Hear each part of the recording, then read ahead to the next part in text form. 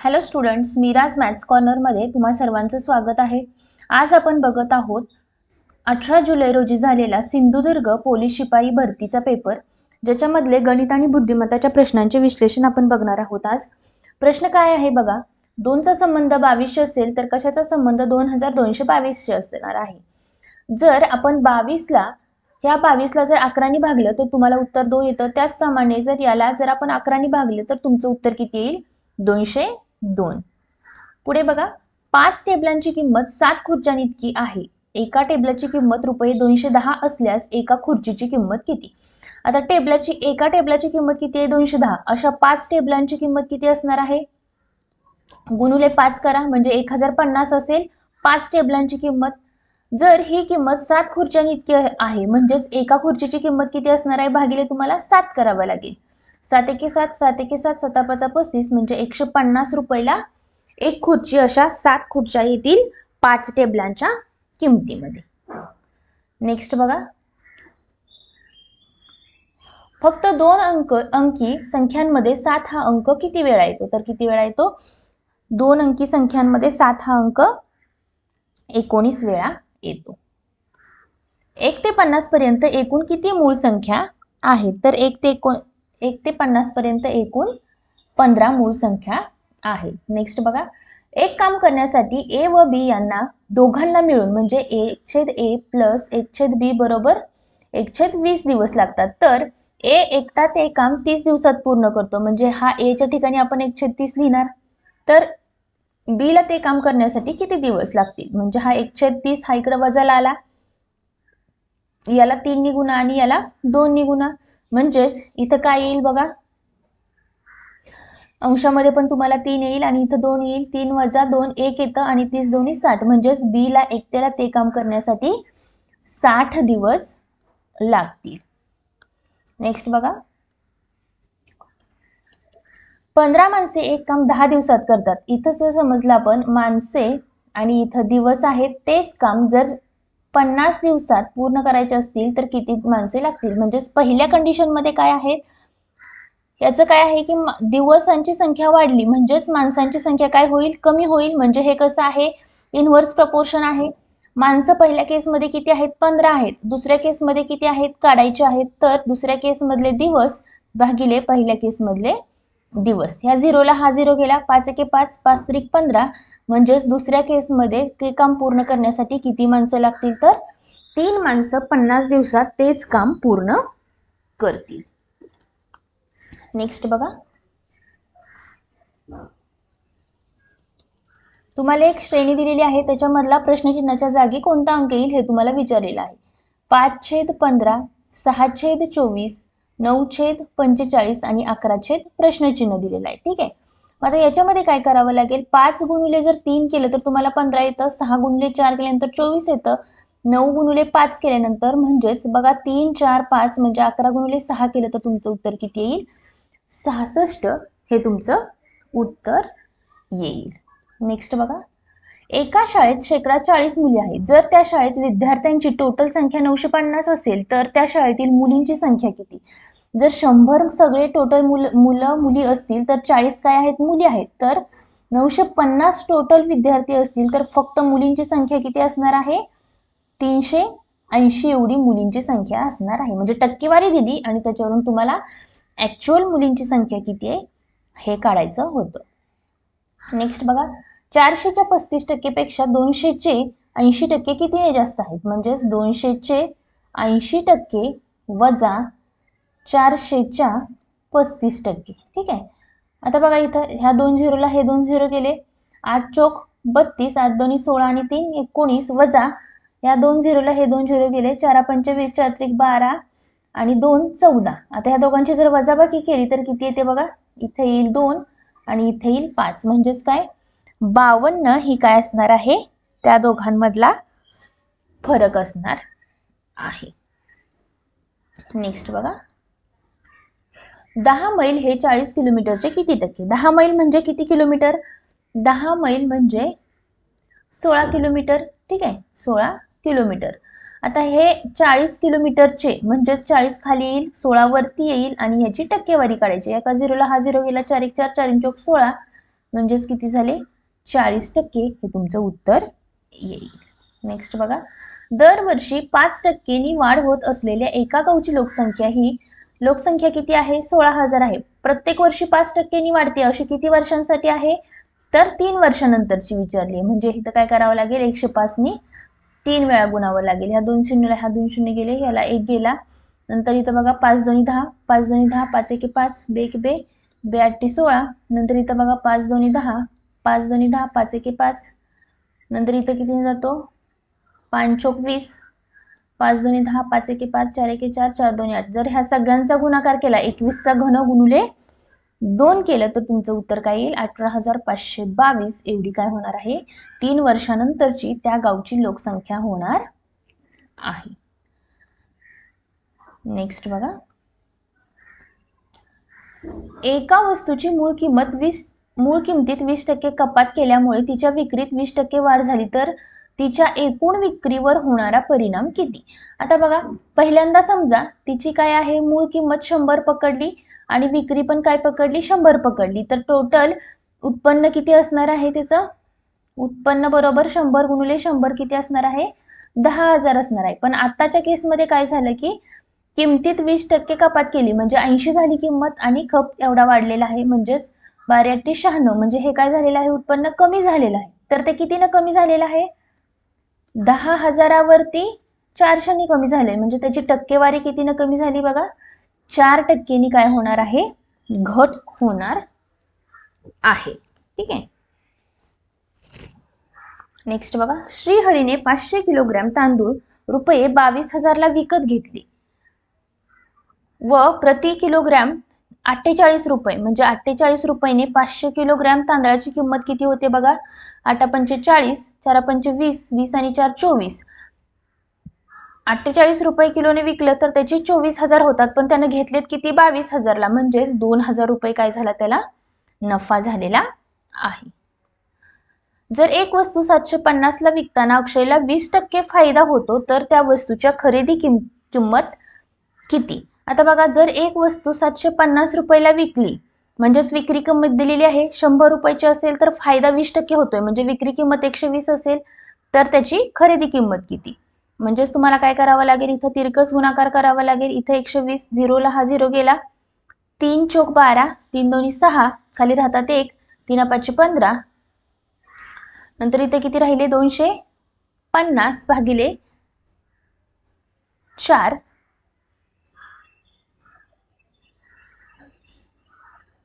4 एके 4, 4 सख्ख 24, 4 दोन्ही 8 आणि 4 इथला एक 0 राहिलेला आहे आपल्याला घ्यायचा तर इथं काय येईल 625 ही काय असणार आहे त्या वस्तूची खरेदी किंमत असणार आहे. नेक्स्ट बघा, रिहानने रुपये 1500 शाळेच्या संचयनीमध्ये दशादशे 9% दराने 2 वर्षासाठी ठेवल्यास तिला एकूण किती रक्कम मिळेल. म्हणजे 1500 रुपये मुद्दल गुणिले दर किती आहे 9% 2 वर्षांसाठी भागिले 100. 2 शून्यला हा 2 शून्य गेले 15 गुणिले 9 किती होतात 135 गुणिले 2 केल्यानंतर किती होतात 5 2 10 3 2 6 आणि 1 7 270 झाले. हे काय झालं व्याज झालं. पण काय विचारले आपल्याला एकूण किती रक्कम मिळेल म्हणजे रास विचारले तुम्हाला मुद्दल अधिक 270 करा 0777 म्हणजे 1770 रुपये काय भेटणार आहे एकूण रक्कम भेटणार आहे. नेक्स्ट बघा, अलीने 100 सेंटीमीटर लांबीच्या तारेचा एक काटकोन चौकोन बनवला. या काटकोन चौकोनात कमाल क्षेत्रफळ किती असू शकेल हे तुम्हाला विचारलेलं आहे. तर बघा याच्यामध्ये काटकोन चौकोन बनवलेला आहे म्हणजेच काय की असा जर एक चौकोन बनवला तर त्याची पूर्ण लांबी किती दिलेली आहे 100 म्हणजेच 25 25 25 त्याची परिमिती किती असणार आहे 100 तर त्याचं क्षेत्रफळ किती असणार आहे बाजू गुणिले बाजू म्हणजे 625 चौरस सेंटीमीटर एवढं काय असणार आहे क्षेत्रफळ असणार आहे. नेक्स्ट बघा, 2.85 घनमीटर तेल असलेल्या टाकीमधून 300 मिली क्षमतेच्या किती बाटल्या भरता येतील. आता इथं काय आहे घनमीटरचं तुम्हाला पहिल्यांदा काय करावं लागेल हे घनमीटर त्याचं मीटर केलं 1000 न गुणलं आणि मीटरचं मिली केलं त्याला पण काय करावं लागेल 1000 ने गुणावं लागेल आणि भागिले 300. ठीक आहे. आता हे इथले 2 जर पॉईंट काढले तर इथं 2 शून्य येतात इथल्या 4 शून्याला इथले 4 शून्य घालवले, 3 एके 3, 3 नव्वे 27, 3 पाचशे 15 म्हणजे 9500 एवढ्या काय होतील बाटल्या भरता येतील. फक्त काय केलं ह्याच्यामध्ये कन्वर्जन महत्वाचं आहे की घनचं पहिल्यांदा मीटरमध्ये केलं 1000 न गुणून आणि मीटरचं पुन्हा मिलीमध्ये केलं पुन्हा 1000 न गुणून. 4.8 मीटर लांब, 30 सेंटीमीटर रुंद आणि 3 मीटर उंचीची भिंत बांधण्यास एवढ्या सेंटीमीटर जाडीच्या किती. आता बघा पहिल्यांदा इथं मीटर आहे सेंटीमीटर आहे म्हणजे पहिल्यांदा सगळ्यांना काय करावं लागेल मीटरचं सेंटीमीटरमध्ये कन्वर्जन करावं लागेल. ठीक आहे, सेंटीमीटरमध्ये. ठीक आहे, 1 मीटर म्हणजे किती सेंटीमीटर असतात 100 सेंटीमीटर असतात म्हणजे 480 सेंटीमीटर येईल. 30 सेंटीमीटर आणि इथं 300 मीटर भागिले 20 गुणुले 12 गुणुले 7.5 येईल. इथल्या एकाच पॉइंटला इथला एक 0 गेला.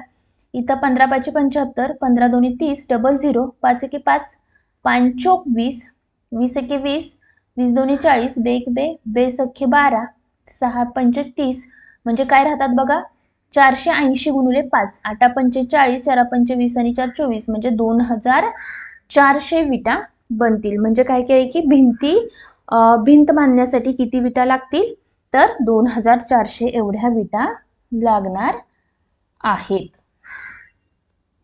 नेक्स्ट बघा 1000चा वर्ग वजा 999चा वर्ग म्हणजे इथं काय करावं लागेल तुम्हाला a चा वर्ग वजा b चा वर्ग. मग a वर्ग वजा b वर्गचं सूत्र काय आहे a अधिक b गुणुले a वजा b. ठीक आहे, a अधिक b म्हणजे किती होणार 1999 यांची बेरीज केली आणि वजाबाकी केली तर 1 येते म्हणजे तुमचं उत्तर काय असणार आहे 1999 ला जरी 1 न गुणलं तर काय राहतं 1999 एवढंच राहतं. 2 चा वर्ग किती आहे 4 आणि 4 चा घन किती येईल 64. अगदी सोप्या प्रकारचे प्रश्न आहेत. खालीलपैकी कोणत्या संख्येत 6 ने निशेष भाग जातो. 6 ने निशेष भाग जातो म्हणजेच काय त्याला 2 ने आणि 3 ने भाग जायला पाहिजे. म्हणजे 2 ने भाग जाण्यासाठी एकक स्थानी समसंख्या पाहिजे म्हणजे हा ऑप्शन गेला. 3 ने भाग जाण्यासाठी काय पाहिजे सगळ्या अंकांची जर बेरीज केली तर त्या बेरजेला 3 ने भाग जायला पाहिजे. म्हणजेच काय 5 आणि 2 7 आणि 3 10 16 म्हणजे 16 ला 3 ने भाग जात नाही. 6 आणि 5 11, 11 आणि 5 16, 16 आणि 8 24 म्हणजे याला 3 ने भाग जातो. म्हणजे ह्या पूर्ण संख्येला काय होतं 6 ने भाग जातो असं इथे तुम्ही म्हणू शकता. नेक्स्ट बघा 0.4 0.4 0.4 भागाकार करायचं. ह्या 0.4 ला हा 0.4 गेला. नंतर बघा इथं टोटल किती दशांश घरात 2 आहेत खाली पण 2 आहेत म्हणजे सगळ्या दशांश घराला दशांश घर गेलं राहिलं तुमचं फक्त 4 हे तुमचं उत्तर येईल.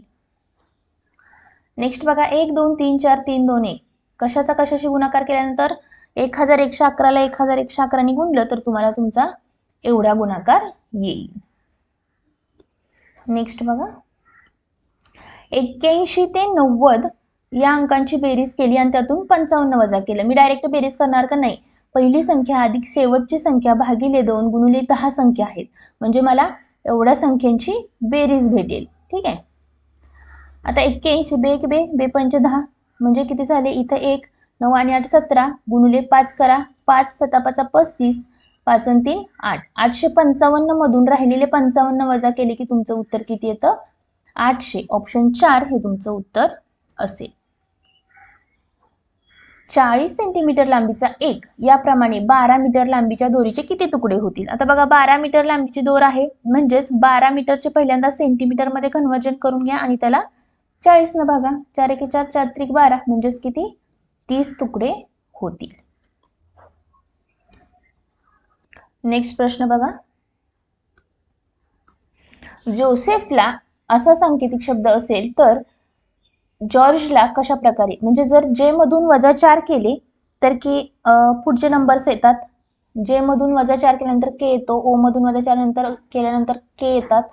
यस नंतर वजा 4 केल्यानंतर ओ येतो. अशा प्रकारे जर जॉर्ज मधून जर आपण वजा 4 केले तर जी मधून वजा 4 केल्यानंतर सी ए के एन सी ए असा येतात. म्हणजेच तुमचा ऑप्शन काय असेल ऑप्शन नंबर 3. ए बरोबर 1 असेल LOT बरोबर 47 असेल तर मॅट बरोबर किती.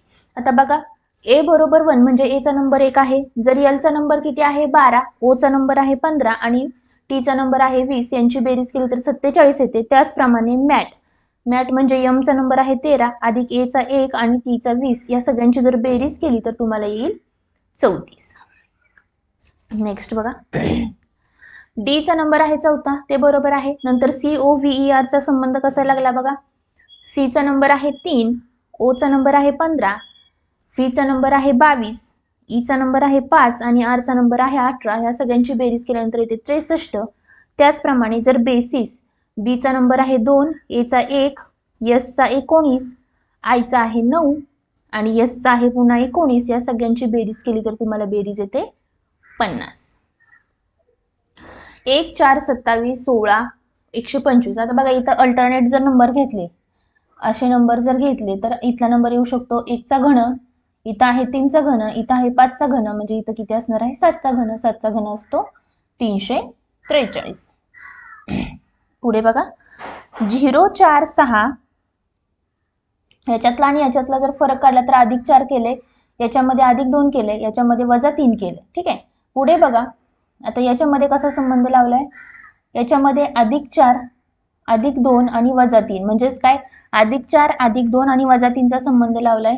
जर पुढे घेतला आपण तर त्याचा संबंध कसा येईल, 6 मध्ये +4 करावं लागेल, 10 येतं. ठीक आहे, म्हणजे तुमचं उत्तर डायरेक्ट +4 +2 आणि -3 हा सिक्वेन्स लावला की तुम्हाला तुमचं उत्तर भेटेल.